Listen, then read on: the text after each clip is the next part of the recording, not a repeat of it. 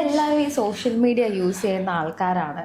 എന്താ ഒത്തിരി നേരവും ഈ ഫോണിൽ സോഷ്യൽ മീഡിയ യൂസ് ചെയ്യുന്നവരാണ് നമ്മൾ. പക്ഷെ ഇതിന് പോസിറ്റീവ് സൈഡും ഉണ്ട്, അതുപോലെ തന്നെ ഒരു ഡാർക്ക് സൈഡ് ഉണ്ട്, നെഗറ്റീവ് സൈഡും ഉണ്ട് ഇഷ്ടം പോലെ. ഇപ്പൊ നമ്മളിപ്പോ ഓരോ റീൽസും കാര്യങ്ങളൊക്കെ പോസ്റ്റ് ചെയ്യുമ്പോൾ അല്ലെങ്കിൽ ഓരോരുത്തരുടെ ലൈഫൊക്കെ നമ്മൾ കാണുമ്പോൾ നമ്മൾ ഭയങ്കര ഇൻഫ്ലുവൻസ് ആവാണ്. ഒരു കോംപ്ലക്സ്, ഒരു ഇൻഫീരിയോറിറ്റി കോംപ്ലക്സ് നമുക്ക് അവിടെ വരും. കാരണം അവർക്ക് അതുണ്ട്, നമുക്കത് കിട്ടുന്നില്ലല്ലോ എന്നുള്ള രീതിയിൽ നമുക്ക് ഭയങ്കര ഒരു അതെ നമ്മളെ തന്നെ അവരായിട്ട് കമ്പയർ ചെയ്യാണ് ഭയങ്കരമായിട്ട്. അവരുടെ ലൈഫ് അടിപൊളിയാണ്, അതെ നമ്മുടെ ലൈഫ് അത്ര എത്തുന്നില്ല. ഇപ്പൊ ഒരു ട്രാവലിലൊക്കെ ഒരു ട്രാവൽ വ്ളോഗും കാര്യങ്ങളൊക്കെ ഇടാൻ നേരത്ത് ഇപ്പൊ എക്സാമ്പിൾ പറയുകയാണെങ്കിൽ ഇപ്പൊ പെൺകുട്ടികളെല്ലാവരും ഇങ്ങനെ ട്രാവൽ വ്ളോഗും കാര്യങ്ങളൊക്കെ ഇടാന്നിട്ട് നമ്മൾ ആലോചിക്കുക, ഓ നമ്മളെ കൊണ്ട് പറ്റുന്നില്ലല്ലോ, അവര് പോയി നമുക്ക് അതിനുള്ള സ്വാതന്ത്ര്യം കിട്ടുന്നില്ലല്ലോ. സോഷ്യൽ മീഡിയ കാണുന്ന സാധനങ്ങൾ നമ്മൾ അതേപടി വിശ്വസിക്കുന്നുണ്ട്. നമ്മൾ ഭയങ്കര ഹാപ്പി ആയിട്ടിരിക്കുന്ന ഫോട്ടോ ആയിരിക്കും നമ്മൾ സോഷ്യൽ മീഡിയ ഇടുന്നത്. അത് കാണുമ്പോൾ മറ്റുള്ളവർ ഇവള് ഭയങ്കര ഹാപ്പിയാണ്. ഇപ്പം ഞാൻ എറണാകുളത്ത് വന്നിട്ട് ഒരു 3 years ആവാറായി. ഞാൻ നാട്ടിൽ പോയപ്പോൾ ഞാൻ ഇവിടെ ഭയങ്കര സ്ട്രഗിളിങ്ങിലായിരുന്നു, നല്ല സ്ട്രഗിൾ ഉണ്ടായിരുന്നു. അപ്പൊ ഞാൻ എൻ്റെ ഗ്രാൻഡ് മദർ മരിച്ച ടൈമിൽ നാട്ടിൽ പോയ ടൈമിൽ എൻ്റെ ഫ്രണ്ട്സ് ഇങ്ങനെ വന്നിട്ടുണ്ടായിരുന്നു വീട്ടിൽ. അപ്പൊ ഞാനിങ്ങനെ ഇതൊക്കെ ചർച്ച ചെയ്യണം, എൻ്റെ പ്രശ്നങ്ങളും കാര്യങ്ങളും. അപ്പൊ അവര് നിനക്ക് ഇത്രയും പ്രശ്നമുണ്ടോ, പക്ഷെ നിന്നെ സോഷ്യൽ മീഡിയയിൽ നിന്നെ ഇങ്ങനെ കാണുമ്പോൾ നീ ഭയങ്കര ഹാപ്പിയാണ്.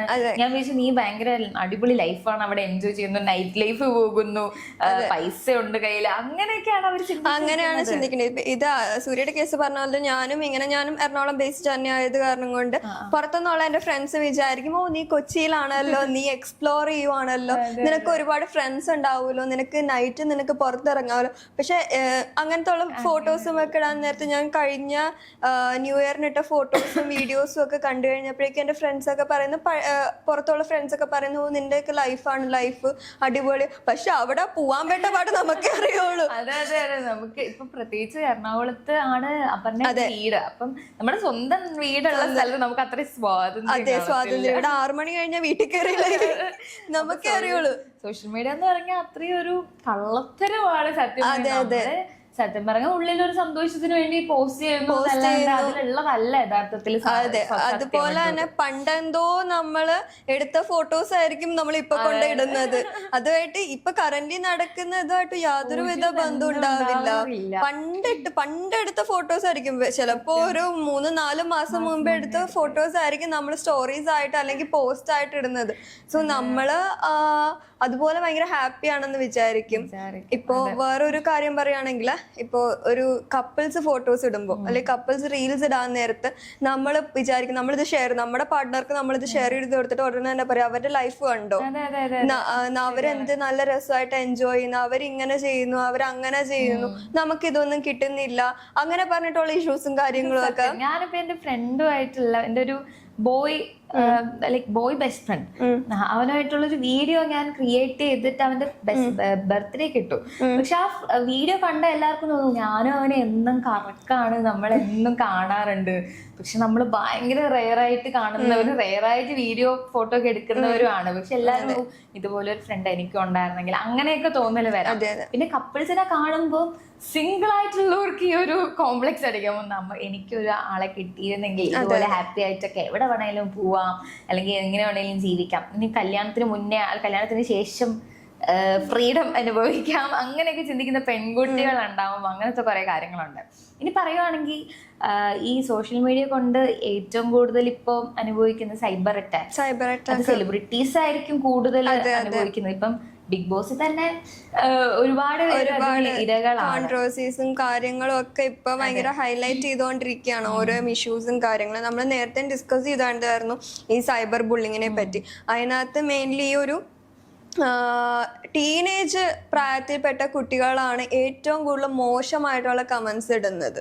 അത് തന്നെ ഏറ്റവും വലിയ നമ്മൾ എടുത്തു പറയേണ്ട ഒരു കാര്യം. നമ്മൾ ചിലപ്പോൾ ഒരു കംപ്ലൈന്റ് കഴിഞ്ഞ ഡേയിൽ ഒരു വീഡിയോ ഞാൻ കണ്ടായിരുന്നു, ഒരു പെൺകുട്ടിയുടെ കമന്റ്സിൽ വന്നേക്കുന്നതും വളരെ മോശമായിട്ടുള്ള ഒരു ഭാഷയാണ്. പക്ഷെ ആ കുട്ടി കൊണ്ട് കംപ്ലൈന്റ് ചെയ്ത് കഴിഞ്ഞപ്പോൾ വിളിപ്പിച്ചു കഴിഞ്ഞപ്പോൾ വെറും 10ാം ക്ലാസ്സിൽ പഠിക്കുന്ന ഒരു പയ്യനാ കമന്റ്സ് ഇട്ടേക്കുന്നത്. പക്ഷെ അത്രയും വൃത്തികെട്ട ഭാഷയിലാണ് അവൻ ആ കമന്റ്സ് ഇട്ടേക്കുന്നത്. സോ ടീനേജ് പ്രായത്തിൽപ്പെട്ട കുട്ടികളാണ്, അവരത് ദുരുപയോഗം ചെയ്യാണ്. അതൊരു ഡാർക്ക് സൈഡ് ആണ് ശരിക്കും പറയുമ്പോൾ. ഓരോ ഫേക്ക് ഐഡിയുടെയും പുറകിൽ കുഞ്ഞു പിള്ളേരാണെന്ന് ഓർക്കുമ്പോഴാണ് എന്തോരം വൃത്തികെട്ട ഭാഷയാണ് അവർ ഉപയോഗിക്കുന്നത്. ഇത് ഭയങ്കര സീരിയസ് ആയിട്ട് എടുക്കും. സോഷ്യൽ മീഡിയ നടക്കുന്ന പല കാര്യങ്ങളും ഇവരുടെ ഉള്ളിൽ സീരിയസ് ആയിട്ട് എടുത്ത് അവരെ പേഴ്സണൽ അറ്റാക്ക് ചെയ്യുന്നതാണ് ഏറ്റവും വലിയ കോമഡി. അപ്പൊ അത് അവര് എത്രത്തോളം തളർത്തും, അപ്പുറത്ത് നിൽക്കുന്ന ആളെ അത് എത്രത്തോളം തളർത്തും എന്നുള്ളത് ഈ കുട്ടികൾക്ക് അറിയില്ല. ഓപ്പോസിറ്റ് നിൽക്കുന്ന ആൾക്കാരുടെ മാനസികാവസ്ഥ മനസ്സിലാവുന്നില്ല. ഇതൊക്കെ ശരിക്കും പറഞ്ഞ ഒരു ഡാർക്ക് സൈഡ് ആണ്. നമ്മൾ കാര്യം എന്താന്ന് അറിയാണ്ട് ഒരാളെ ഇങ്ങനെ തേജോവധം ചെയ്യുന്നത് ഏറ്റവും മോശമായിട്ടുള്ള കാര്യം. പിന്നെ എനിക്ക് തോന്നിയിട്ടുള്ളത് നമ്മുടെ പ്രൈവസി, സേഫ്റ്റി, അത് നമുക്ക് ഗ്യാരണ്ടി ഇല്ലാത്ത സോഷ്യൽ മീഡിയയിൽ ഒട്ടും തന്നെ നമുക്ക് അത് സേഫ് അല്ലാത്തൊരു ഇതാണ്. നമ്മുടെ ഡേറ്റ, നമ്മളെ പേഴ്സണൽ ഡീറ്റെയിൽസ് എല്ലാം തന്നെ ചോരുന്നുണ്ട്. അതെ, നമുക്ക് അറിയുകയും ചെയ്യാം. ഇപ്പൊ തന്നെ ഇൻസ്റ്റയിൽ നമ്മളിപ്പോ ഒന്ന് ഇരുന്ന് ഫോണിനെടുത്ത് സംസാരിച്ചാൽ മതി, എന്താ ഒരു ചെരുപ്പ് വാങ്ങണം എന്ന് പറഞ്ഞാൽ അടുത്ത നിമിഷം ആ ചെരുപ്പിന്റെ ആഡ് വന്നുകൊണ്ടിരിക്കുകയാണ്. അപ്പൊ നമുക്ക് അതിലൊന്നും ഒരു ഉറപ്പും ഇല്ല എന്നുള്ളതാണ്. പിന്നുള്ളത് പണത്തട്ടിപ്പ്. ഈ ഹാക്ക് ചെയ്യുന്ന പരിപാടി അറിയോ? ഈ അക്കൗണ്ട് ഹാക്ക്.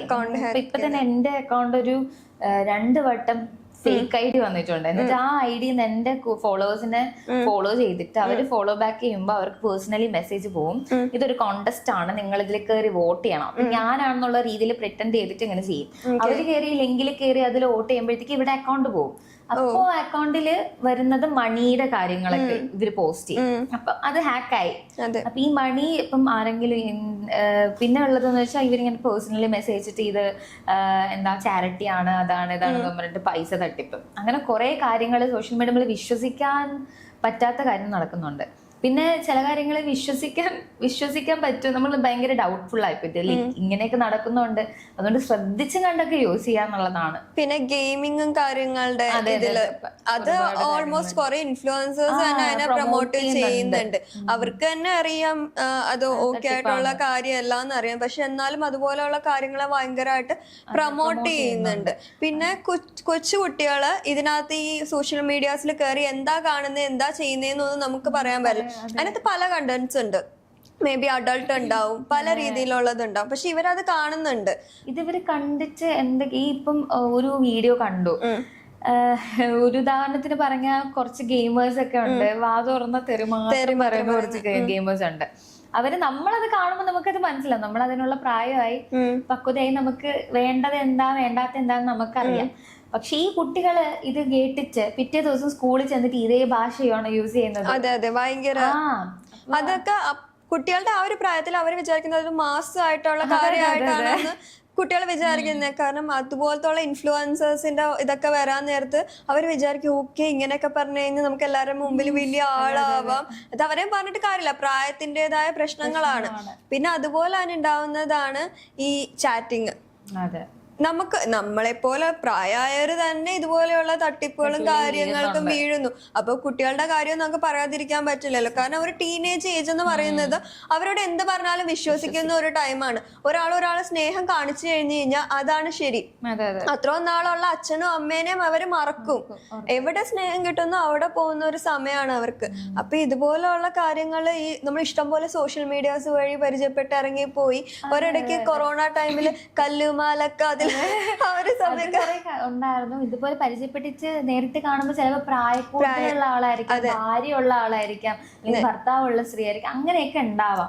ഇത് ഇവര് പറ്റിക്കപ്പെടുമ്പോ ഭാവി തലമുറ ഭയങ്കരമായിട്ട് ആരെയും വിശ്വസിക്കാൻ പറ്റാത്ത രീതിയിലോട്ട് അവരുടെ മാനസികാവസ്ഥ പോകും. അതും ഭയങ്കര അപകടമാണ്.